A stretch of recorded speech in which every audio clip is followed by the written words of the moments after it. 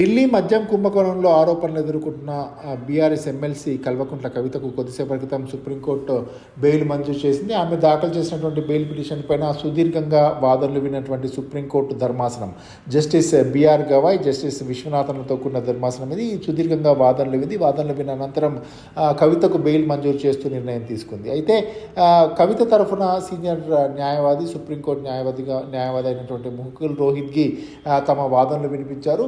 అయితే కవితకు సంబంధించి ఈ మద్యం కుంభకోణంలో పూర్తి స్థాయిలో విచారణ పూర్తయింది కాబట్టి ఆమెకు బెయిల్ మంజూరు చేయండి అని చెప్పి ముకుల్ రోహిత్గి ధర్మాసనం ముందు తమ వాదనలు వినిపించారు. అంతేకాకుండా పలు ఆరోపణలకు సంబంధించి ప్రత్యేకించి దాదాపుగా 100 కోట్లు చేతులు మారాయి ఢిల్లీ మద్యం కుంభకోణానికి సంబంధించి అని చెప్పి ఏవైతే ఆరోపణలు వినిపిస్తున్నాయో ఆరోపణలకు సంబంధించి ఎక్కడా కూడా వాటిని అటు సిబిఐ కానీ ఈడీ కానీ సాటిస్ఫై చేయలేకపోయింది. దానికి సంబంధించినటువంటి ఆధారాలు ఎక్కడ కూడా చూపించలేకపోయిందని చెప్పి ప్రధానంగా వాదించారు. దీనిపైన ఏకీభవించిన న్యాయస్థానం ఒక రకంగా కవితకు సంబంధించి మీరు చూపిస్తున్నవన్నీ కూడా ఆరోపణలు తప్పితే ఎక్కడా కూడా డాక్యుమెంటల్ ఎవిడెన్స్ కానీ ఎక్కడా కూడా పూర్తి స్థాయిలో ఆధారాలు చూపట్లేదు అని చెప్పి న్యాయస్థానం కూడా అటు ధర్మాసనం కూడా అటు ప్రాసిక్యూషన్ తరఫున వాదిస్తున్నటువంటి అసిస్టెంట్ సొలిసిటర్ జనరల్ను క్వశ్చన్ చేయడం జరిగింది. దీనిపైన పూర్తి స్థాయిలో విచారణ జరిపినటువంటి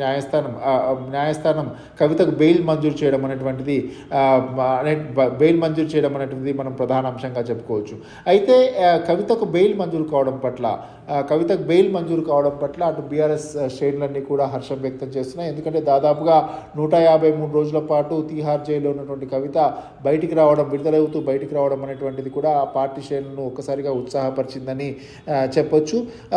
అయితే నిన్ననే కవితకు బెయిల్ మంజూరు అవుతుందని చెప్పి ముందుగానే ఊహించినటువంటి బీఆర్ఎస్ నాయకులు చాలామంది కూడా కేటీఆర్ కానీ, హరీష్ రావు కానీ, మిగతా నాయకులు అటు ప్రశాంత్ రెడ్డి, షేర్ సుభాష్ రెడ్డి తదితర నాయకులందరూ కూడా ఆమె కుటుంబ సభ్యులందరూ కూడా ఢిల్లీ తరలి వెళ్ళారు. కవితకు సానుకూలంగా నిర్ణయం వస్తుంది కోర్టులో అని చెప్పి ఎక్స్పెక్ట్ చేసినటువంటి నేపథ్యంలో ఆమెను తీసుకొని రావడం కోసం ఆమెకు సంబంధించినటువంటి రిలీజింగ్ ఫార్మాలిటీస్ అన్ని కూడా ఫుల్ఫిల్ చేస్తూ ఆమెను బయటకు తీసుకురావాలని చెప్పి భావిస్తూ